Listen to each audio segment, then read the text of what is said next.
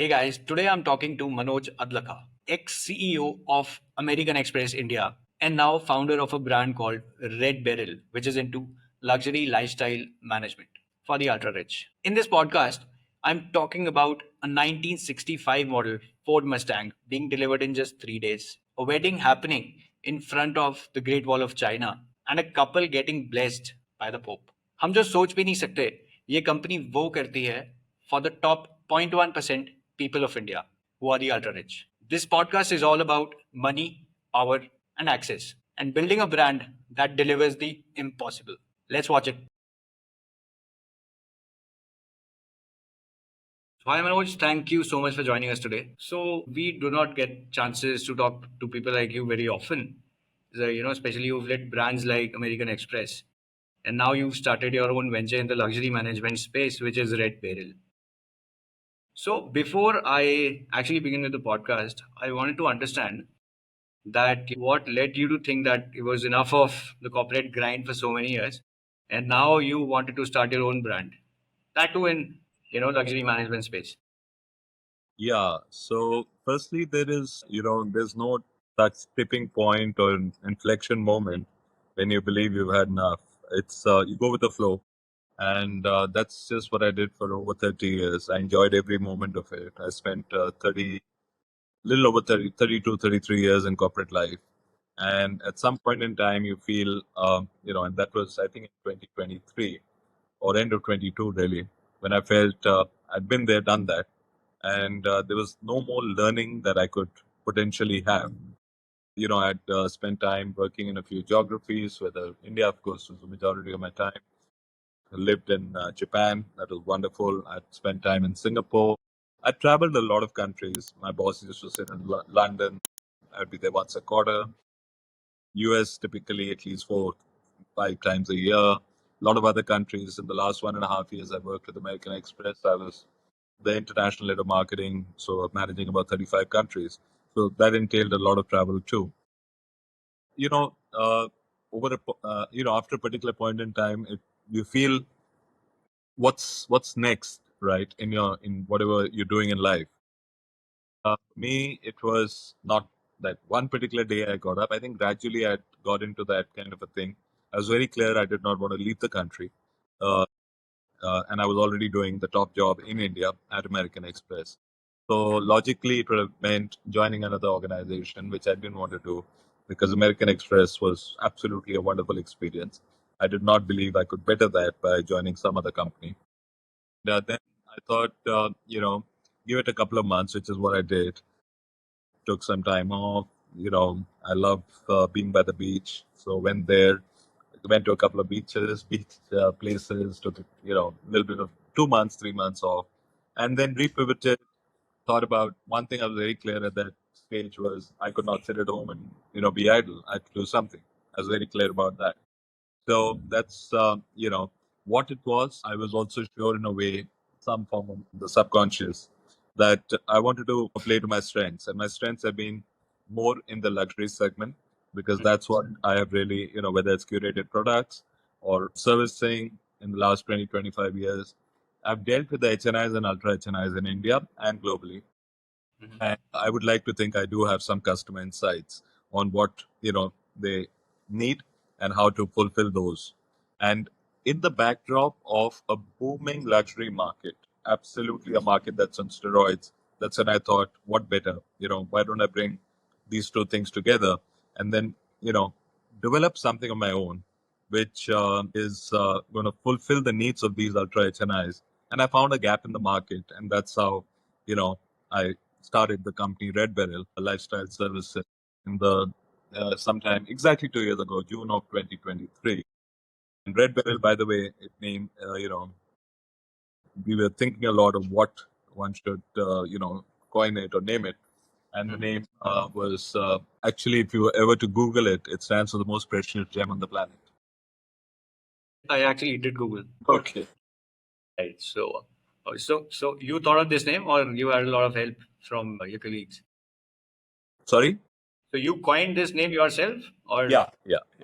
That's right. that's a very catchy name, and especially a name that would be remembered because Finding a name that has that. It's early days. It's been 2 years, but it's been a fun ride. And uh, as any when you're a salaried person versus being an entrepreneur is a very different ballgame altogether. And it has its highs and lows. You have your sleepless nights. You get up at 4 a.m. wondering what and how you're doing things differently. So it's a bit of.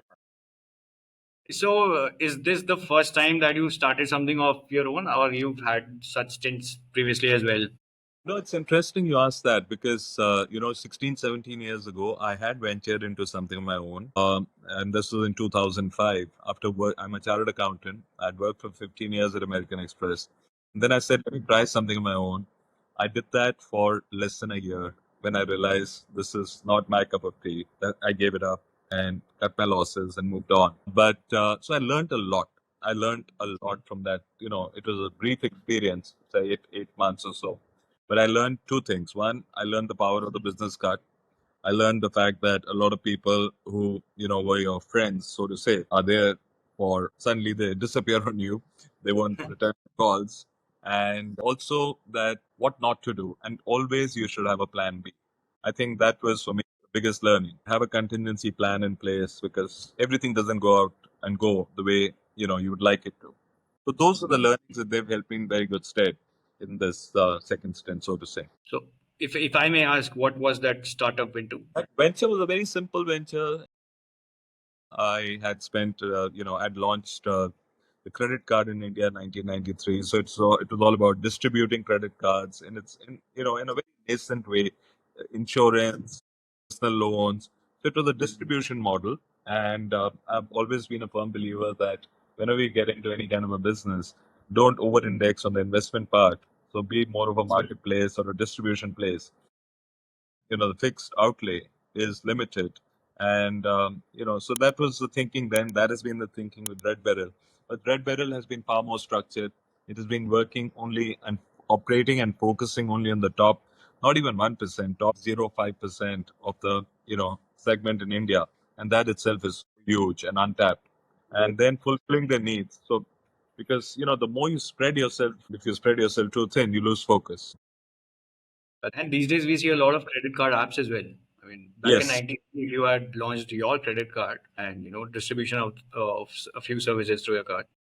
So that's a great point, Akshay, because when I launched the credit, uh, not I did not launch a credit card. I was distributing credit cards for other companies. That time there were, I think, all of 12, 13 million credit cards in the market in India.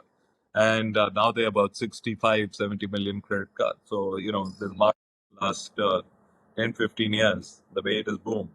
And still there is so much of an opportunity, highly untapped, even now. So let's talk about RedBeryl, Manoj. So for most people, luxury concierge sounds like a niche service. How would you explain this in simple terms? I mean, did I even pronounce it right? Is it concierge or what is it?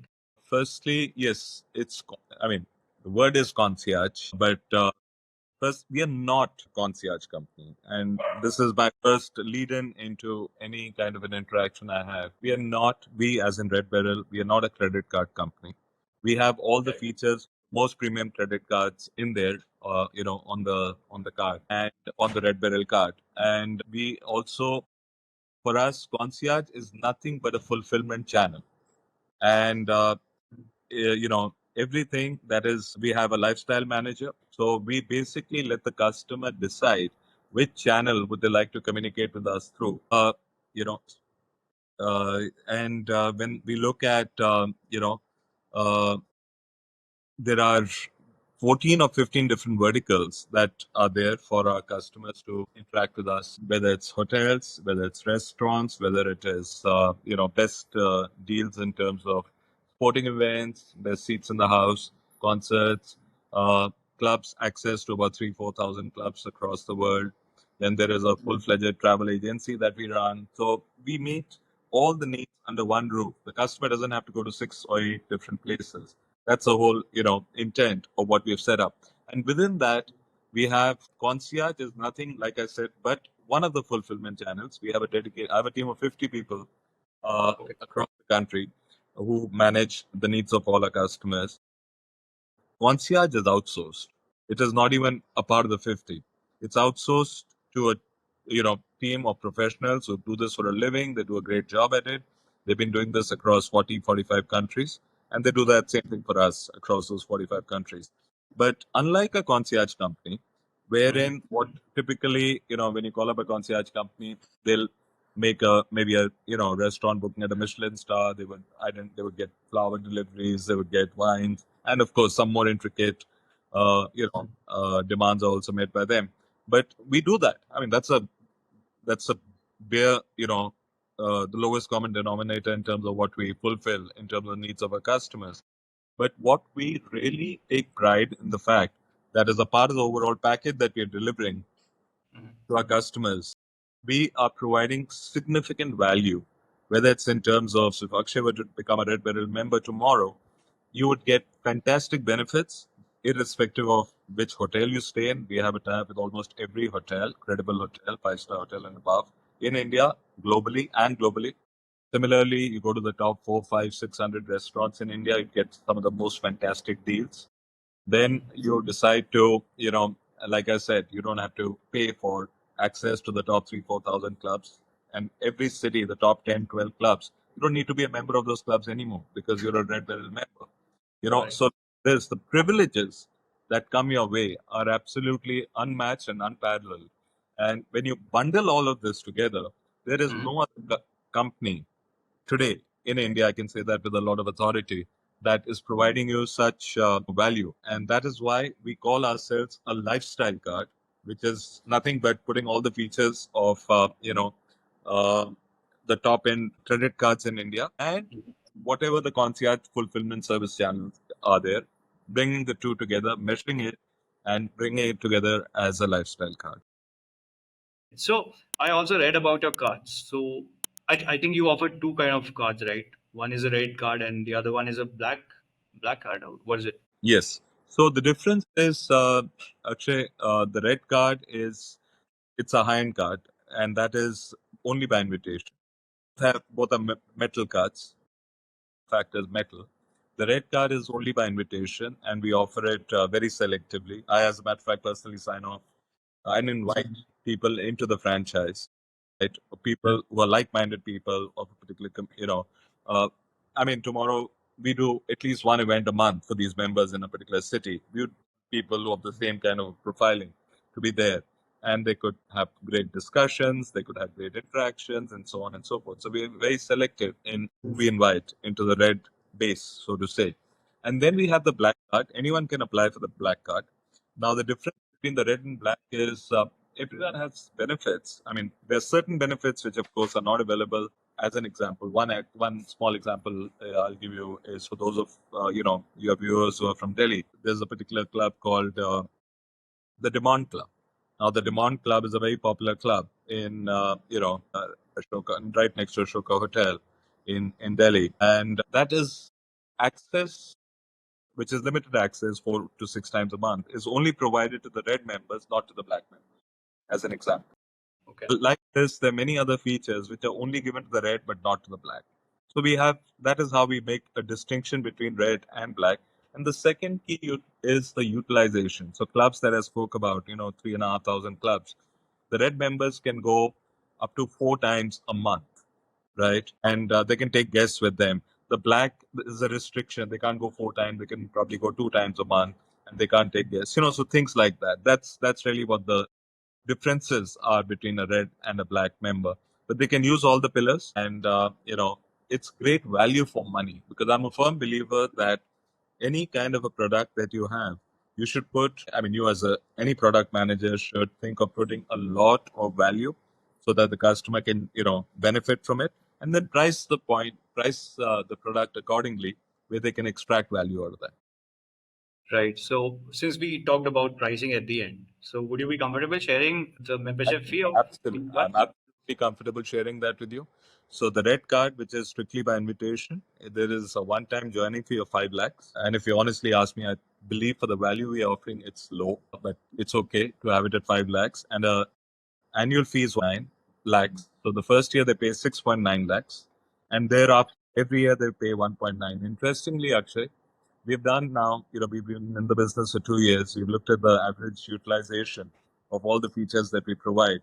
and all the benefits that the customers actually, like a red card member across at least 70 restaurants in India, gets free meals, no questions asked, worth 45,000 rupees in 70 select restaurants. So, per quarter. Now, that is 1,80,000 rupees of free meals and drinks, thrown in. I mean, why would somebody say no to that, right? And then every time, now think about it, if Akshay becomes a red member of ours, he decides to go to London. As per what we have, can, one international meet, there's something called meet and assist. I don't know if you're familiar with it, but a lot of people, like, there's if people from India who end up going to Dubai use something called Marabba, right? So Maraba is a meet and assist service which is available. So basically, there'll be somebody at the Aero Bridge with your placard with your name on it. He'll guide you and navigate you through. They'll help you get the visa on arrival over there. They'll then walk you and guide you through immigration. They'll guide you through customs. They'll have somebody with the luggage helping with you with the luggage and deposit that into the car. It's a seamless, beautiful experience, right? So irrespective of class of travel, but you get that. Now, in a city like London, when you land in Heathrow, that itself costs about £400, so which is about 45 to 48,000 rupees per person. Now, for every red member, we allow for within this pricing that I mentioned, we give, of course, the basic card and we give a free add-on card. So if Akshay decides that he has his add-on card for a moment, his wife. So for you and your wife, every time you go once a month, you don't have to pay this 96,000 rupees. And I mean, 1 month could be London, next, and it depends. I'm giving you London pricing. It works out 48,000 rupees per person. And of course, Dubai is cheaper. Paris is more expensive. So it depends on country to country. But about 600 airports where they have these meet and assist. One international meet and assist is the members don't have to pay for, and one domestic. So if you're traveling from, let's say, Mumbai to Delhi or Delhi to Bangalore or wherever, it doesn't matter. Everywhere you can get this. So it's actually, these are huge, huge value adds. And all of this, if you were to just put this in terms of pricing, in terms of value that, we believe gets accrued to the customer. I spoke about some of the clubs, right? I mean, Bombay, you have access to clubs like Bombay Gymkhana Club. You have access to Jolies. You can take guests with you. So I mean, and we all know Bombay Gymkhana otherwise has a waiting list of 70 years, right? So, and here, just because you're a Red Beryl member, you get access to a Bombay Gymkhana Club, and like this, like I said, 4,000 clubs. So it adds up to about 40 lakhs worth of value per year. Now that is 20x ROI. If you're paying 1.9 lakhs of annual fee, but you're getting 40 lakhs worth of benefits, it's quite reasonable. On the black card, and red is of course by invitation, but the black card, which is anyone can take, there you get a value about 12 lakhs and on fee of 90,000 rupees. 90,000 rupees per annum. So since you said that, total of about 6.9 lakhs for a red card, but that's only In the first year, after that, 1.9. after that 1.9. 5 is the joining fee and 1.9 per annum is the membership, 5 lakhs is a one-time join. the one time fee. So this pricing, don't you think it works for a lot of people, but you only invite a few people? I mean, what classification do you have? I believe that a lot of people could afford this sort of money per annum. But then again, you said that it's very, it's a Yeah, closed group and only by invitation. I would rather keep it that way because, we don't want to run after numbers. We want the right profiling, the right kind of customers, and I want to have the right ability, to be able to service them the way we would like to. That personal touch is very, very important. So at no point in time do I want a scenario where my servicing managers are they have to manage 30 or 40 customers. They should not be managing more than 20 customers. An internal guideline I've set for them because after that, the personalization goes away, right? And within 20, there'll be maybe 5 or 6 who may not be engaged, 5 or 6 who are heavily engaged. So average, 20 customers is just the right amount. But we know of private banks, we know of other card companies who manage 70, 80 customers per relationship manager. Cannot, unfortunately, that's not the way, maybe from a servicing viewpoint, that sometimes do a lot of dilution. Right. So for the black card, you're saying that anyone can apply, even if that is on your website. They can fill up a form and Because apply. we don't see, we're not a credit card, so there is no income documentation. We are not giving away credit. The good part over here is we are totally payment agnostic. So anytime anyone wants to become a member, we send a payment gateway link. We have a payment gateway at the back end, at the back end that is tied up, that we are tied up with, and that gives the customer a choice to use any credit card, any debit card, any online banking channel of their choice, or a check payment, or cash up to 2 lakhs, provided they give the PAN card number. So all the options are open up to the member. And the good part is that when they use that, not only do they get their reward points if they were to use a credit card, we also introducing our own reward points. So it will be a double whammy for them. So it's very good. It works out. So you're saying that you're going to introduce, or you've already introduced We your. are just we are in the process of now making the value even richer by introducing. This is again, one of the things I keep encouraging my team is to get feedback from the members. This came out by not by a focus group we had, that if you guys can introduce rewards, that would increase even more stickiness and more engagement. So I think Absolutely. Right. fantastic. Right. Because actually, that is what people expect as well. Since you're not a credit card company, but at the end, if you're serving an HNI, I believe they have habits of getting reward points, and somehow they can use it somewhere. That's there. I want to make it very transparent because sometimes rewards can be again very muddy. Right? People don't know the real value. So I want to be very, very clear. I mean, I'll give you one example where our members, the Red members, they are a part of a particular program, which is called, the GHA, or the Global Hotel Association. They get the highest tier membership just because they're Red members, and that is titanium members. They become titanium members of that program, and that program has 800 hotels across 100 countries. Uh, Hmm. and all the top properties, all the top hotels are there. Now, when you go into the hotel as a titanium member, you get a lot of facilities, especially, when you, as a frequent traveler, you'd realize that, when you're going overseas, depending on the flight timing, if you were to check in, typical check in is at 2 p.m. and check out is at noon. But if your flight lands at 8 a.m., you don't want to end up paying for one extra room night for, Right. early check-in for these people and late checkout. Then we have upgrades up to two categories, up to two levels. So from a regular room to a deluxe to a suite, subject to availability. Then there is the third thing, which is again very very good over here, is that of course the complimentary breakfast and all are thrown in, but is there is a 7% cashback on all that you're spending in these hotels goes into a wallet, which can continue to get accumulated over a period of time. Typically, to become a titanium member of this particular program, which is of these 800 hotels, you need to spend $15,000 every year, US dollars, in these hotels. But in case of Red Beryl member, from day one you become a member. So those are some of the advantages that we do provide. Of course, that provides a lot of value. Yeah. Tell me that are you only looking at Red Beryl through Red Card caters to ultra HNIs? I'm pretty sure that's by invitation. But through the Black Card, are you also trying to cater to masses, or it still remains as 1% or top No. 5%? See, this card, I'll tell you, the reason why it's not going to appeal to the masses is because one has to be very clear in a product construct when you develop the pillars, right? In terms of what are you playing towards? I see no reason why one should try and, lose focus. Because when you look at the HNI and the ultra HNIs in India, okay, I'll define that in the way we have, and different people may have different definitions or different connotations of the same. But if I was to just look at HNIs, right, there are various studies, but one study which I believe is very reliable and makes for good logical and rational thinking, says that the number of HNIs in India last year, and HNI defined as those people who have liquid assets worth 10 crores, right? Okay. 10 crores and above. That's about $1 million, give or take a little. Now, Right. it excludes real estate, right? It doesn't look, we don't include the house you're living in because that is not the right way to look at it, right?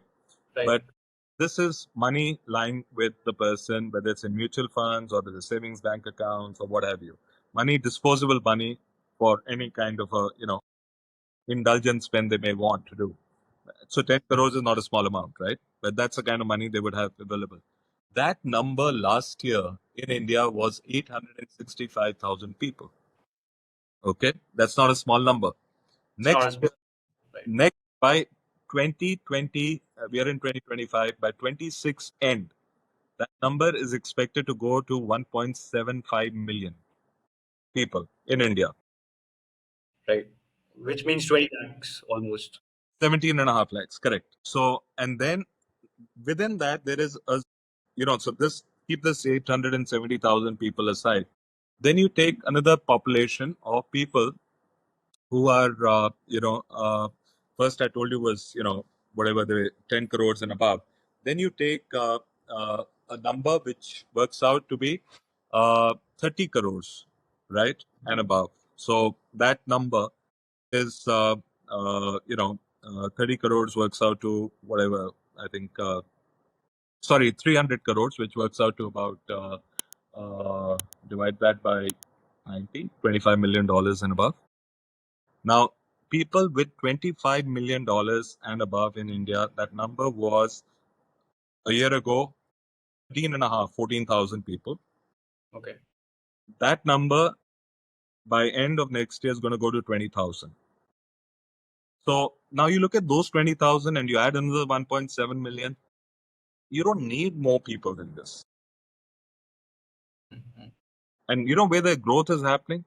The growth is happening in tier 2 cities, tier 3 cities. You're right. There's much of money in those cities. I'm not the Bombays and the Delhis and Hyderabad are not growing. There is a lot of growth and there's a lot of aspiration. Product is built around aspiration. A product is built around curating experiences for Right. meeting those aspirations. That's what Mhm. we do day in, day out. And is the population with 1.8 million? Do I need to widen the net? I don't believe so. Mhm. I mean, even if I was to get 1% of the 1.8 million, I'll be more than happy. And, there's enough and more meat over there. And that, by the way, that 1.8 million people that we just spoke about contributes to 95 to 98% of the total consumption in India. I agree with you on that. So, even if you're, let's say, you'll be happy managing 1 or 2% of those 1.8 million people. So, of course, you think that there is going to be a lot of space for your kind of companies. I mean, we could see a lot of competitors, or you might have stakes in a lot of other companies. So, how what do you have to say about it? That I there will believe be a lot of competition, or will there not be? No, no, no. I believe competition is so healthy. You can learn a lot from each other. But the biggest competitor is yourself. I believe, Red Beryl is its biggest competitor right now because there's no other business model like this. We got to keep improving on it. We got to keep evolving it. We got to keep, working on it. That's what I task my team. I'm blessed to have a wonderful team of 50 very, very dedicated professionals who day in, day out are looking at how do we improve on what we did yesterday, and improve the service, improve the product offering, get more alliances in, get more meaningful, and listen to the voice of the customer, understand what they're saying, preempt their needs, and then go out there and deliver it. And the only last piece I would say over here is that, yes, I'm not restricting myself to the geographies and borders of India because there is a need for this product in the Dubais, in the Singapores, in the Londons, and I plan to get there before the end of this year. Currently, do you have presence in countries like these, or you're serving mostly No, Indians? right now only in 12 cities in India. But I plan to get into, so from a geographic expanse viewpoint, I plan to get into another 15, 16 cities in India. So maybe 25 to 30 cities in India. And these countries I spoke about, which is Dubai, UK, and London. All right. So currently, do you have your office in Delhi, or Like I said, I have my team of 50 odd people dispersed around 12 cities in India. I so don't have they? Okay, so they sit in these 12 cities to help out, with the you customer. got to be you got to be like, I can't imagine if I have customers, which I do in Bangalore, I have customers in Hyderabad, I have customers in Ahmedabad, Surat, and uh, Delhi and Bombay, of course. I can't have them being serviced out of some other location. I have to have my team on the ground. Even my sales acquisition team has to be there, because it can't be done remote. This is the high involvement, high engagement product. This is a concept sell. You don't, you can't sell this online and say that okay, or over a VC and say, you got to. It's a when you sit across, that's when you actually close the deal. So I would like to ask you some of the most outrageous requests that you've had from your customers. I mean, it's something that you could think of, and obviously you thought that, what just happened. There've been many of them, but I'll just give you one which I thought I don't want to use, I don't think outrageous is the right word. I thought it would be difficult to achieve. Let me put it this way. I'll give you two. Mhm. One was a very interesting one, and this was this gentleman. We never name our customers for confidentiality perspective. This gentleman is based in Delhi, and he had taken the card, and within 3 to 4 months of just taking the card, he reached out to us. He says he actually said that to his relationship manager. He says because our promise that we make is that as long as it's not illegal, immoral, or unethical, it'll be our endeavor to meet your needs. Never say with 100% accurate confidence level, but till it's done, it's not done. So he said, interestingly, very well networked person and very accomplished gentleman, also a rare vintage car collector. He said, "Look, I've been looking at my own network, and I have been looking. This was 2024, last quarter of 2024, when he asked us this question. He said, it's been 3 years. I've been asking my team, I've been asking my friends, I've been asking a few other people and places. And I've been looking for a particular model he wanted, car model, a 1965 Ford Mustang. Okay. Okay. He was very specific, not any car, a 60-year-old car, 1965 Ford Mustang, right? So I want that. And he says, you guys make some very tall promises. Let's see what you guys can do. So, okay, we said, now this is not something which would be typically, advertised in a newspaper or a magazine or something, right? So we, of course, passed it on to our concierge team, who are very, very good at things like this. What they did, I thought was very smart. Because later on, I asked, I said, how did you guys go about it, right? It's like one of those magicians never tell, but this time they shared with us what they did. They reached out to the Raja Maharajas in Jaipur, Udaipur, Jaisalmer, Jodhpur, and within 72 hours, they found that there was a car available. They got the two parties to meet, and the transaction took place. And this gentleman was thrilled. What he could not get for 3 years, he got from us in 3 days. He was thrilled to bits, right? So that was one. And the last example I'll give you was again very interesting because this I really thought when it went across, uh, it crossed my table. I thought we'll not be able to achieve this. This is a couple based out of Mumbai, young couple, and they wanted engaged to get married, and they wanted to be blessed by the Pope. So now that we thought was kind of unique. So the concierge called up, the Vatican City, and not that they spoke to the Pope, but they spoke to somebody in the Pope's office, and that gentleman said, "I have three conditions." I mean, so they may have got these requests in the past. I don't know. They said one that the Pope is going to be. These are the dates on which he's in.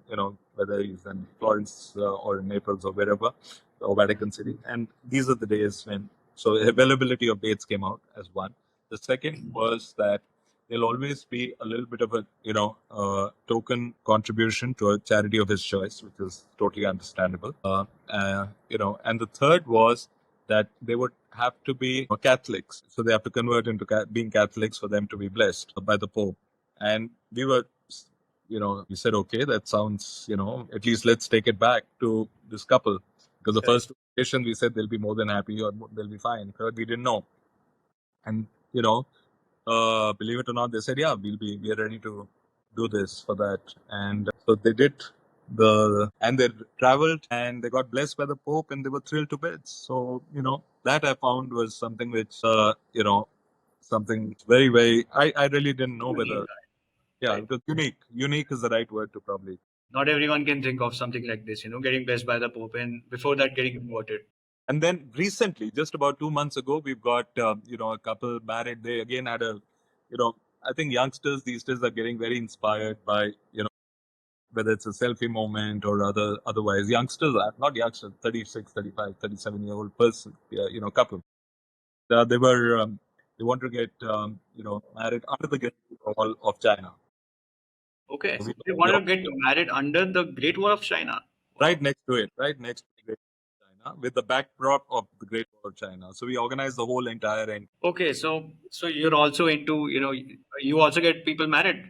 Oh, yeah, yeah, yeah. We have that's again okay. I should because we keep adding. This came back as a feedback from one of our customers last year, where they said that the number of marriages that happen in India. Believe it or not, there are 1 million marriages every month that happen. These are reported marriages that 10 happen. lakh marriages in a month. 1 million a month. Add multiply that by 3 to 4 functions because every marriage has 3 to 4 functions. So about 2 million, functions. These are reported numbers. So about 50 million functions are happening, and these are marriages. On top of that, add milestone birthdays, anniversaries, all of that. Forget. You know. So Right. we just decided why don't we create a separate property? We have a 2 member team now, which is just doing. It's called Wed with Red. So and people use that services of Okay, ours. red with red. Wed with Red, yeah. So Very thoughtful. so we get demand for that. So end to end, they say just manage it for us. I know there are a lot of wedding planners and all there, but so we also play an integral part in this. So do you also tie up with the wedding planners on ground, or your team only takes it? It depends totally on the demands of the customers. If they already have a wedding planner, then we complement that. If they want us to do everything from end to end, we do that. It's totally dependent on the customer. Just like if somebody wants Coldplay tickets, they'll tell us this is the budget they're looking for. We manage to get that in that budget. If they're wanting an IPL ticket, we'll get it in that. Similarly, a World Cup or a FIFA ticket or a F1 ticket, whatever. So it's up to the customer's demand. They want an interaction with the Messi, we'll get that going. Okay, so I might not be wrong to think that you got Anant Ambani married. Okay, that love was the answer, I believe. Manoj, tell me, how do you see AI and technology playing a role in a company like RedBeryl? It does. It will. I mean, of course, AI is a word which is done to death. Everyone talks AI. It's a fancy word to use. It's a very important word to use during a conversation because if you've not used it, means maybe you've not done a good presentation, kind of a thing. But actually, AI does play an important role, and the reason why I say that is because AI can give you such important customer insights right from where the customer, how much, what are the kind of preferences that customer has to Absolutely. you know insights about because ours is a lot has to do with offers. Now, if let us say Akshay the member and Akshay is moving from the city of domicile to another country, if your location service is on, we'll be able to tell you everything. These are the, you know, 15 offers in the half a kilometer zone you are in. Why don't you go here? Why don't you go there? It doesn't stop there because AI. Then you got to speak to the agent and or the in this case the AI, whoever the AI assist is, and speaking in the app, you speaking in telling them okay, make a reservation. What do I want I want a Japanese meal or I want a Michelin star booking. Which is the best? I want it under these surroundings. This. You can get on with those iterations and then you know it'll get you all the answers you want in the way you've kind of wanted it or modulated it, and it's just a godsend. And everything can be done in a jiffy. Itineraries can be done in a jiffy. Travel itinerary, like now. I mean, when I increase the base 10x from wherever I am, my travel team is not going to grow even by one person. I don't think I need to.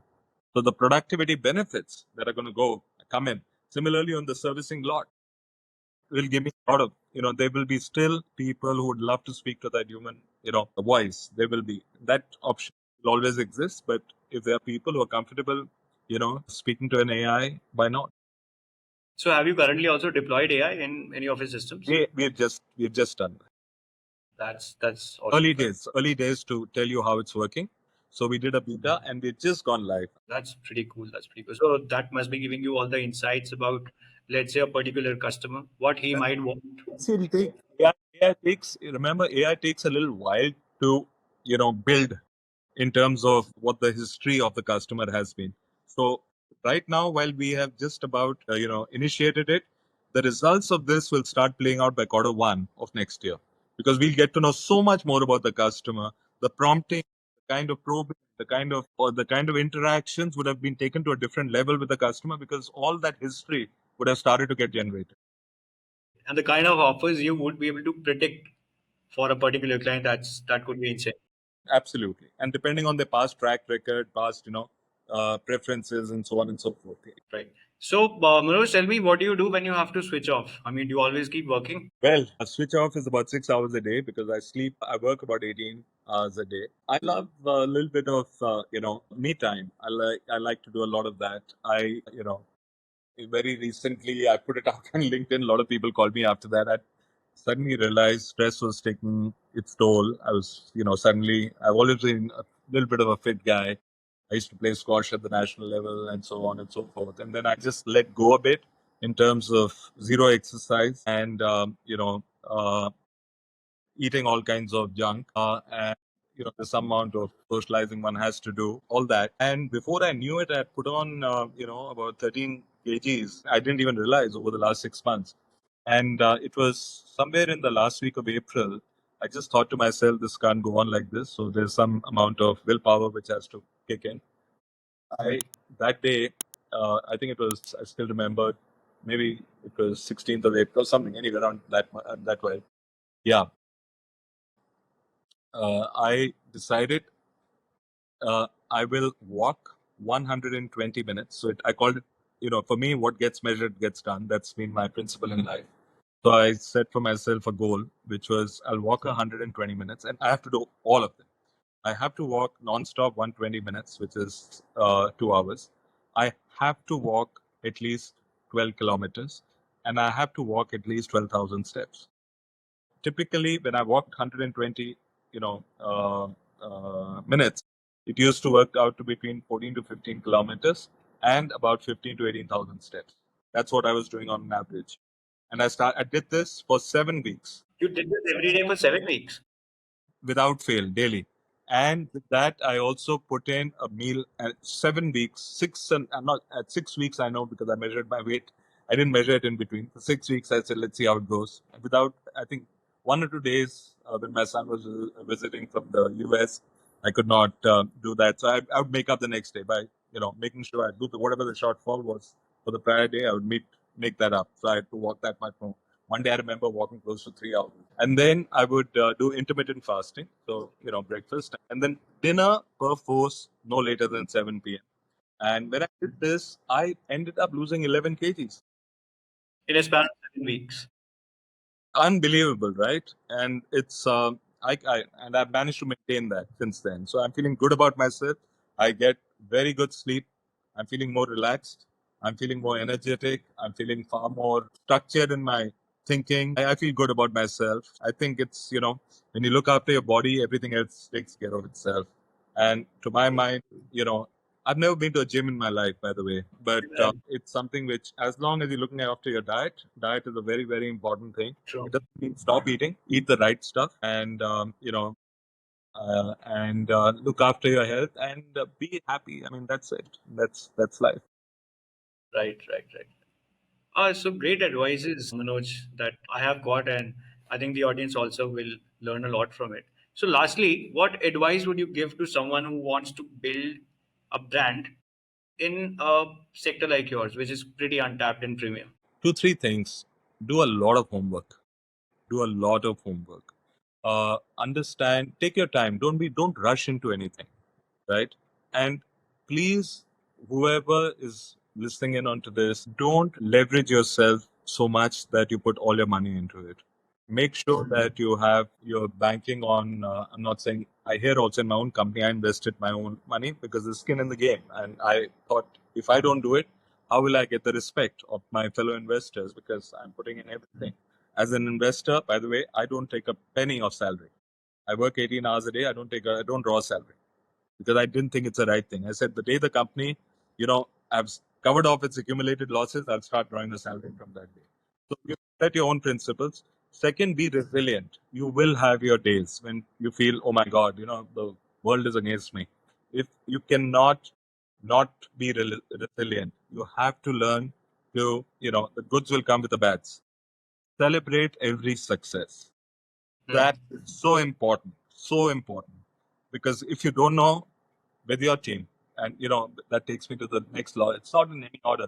Have a have a dream team, a team that you trust, a team that you empower, right? And a team that is loyal. Because at the end of the day, remember, they're leaving some big jobs to come in, and they're banking on you. You can't let them down. And you have to always keep them in the know of what's going on. And the the last piece I would say is, which I think I'd learned from my first, this thing is always have a plan B. Always have a plan B, and know you should know when to activate it. It's just like a pilot eject button. You should know when the eject button is required. Bail out, or it's or a parachute, whatever. It's very very critical.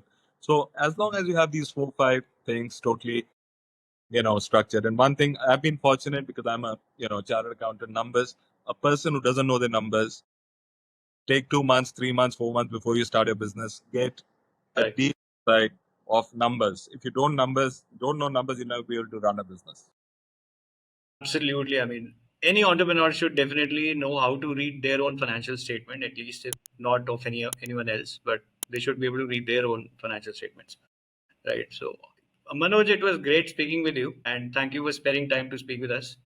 And I Pleasure. believe it has been a great podcast and will provide a lot of value. Since we talked about a lot of value that you provide to your customers, I believe our podcast is also going to provide a lot of value to the viewers. So, Thank you so thank you so much. You take care. Have a good day. Bye bye.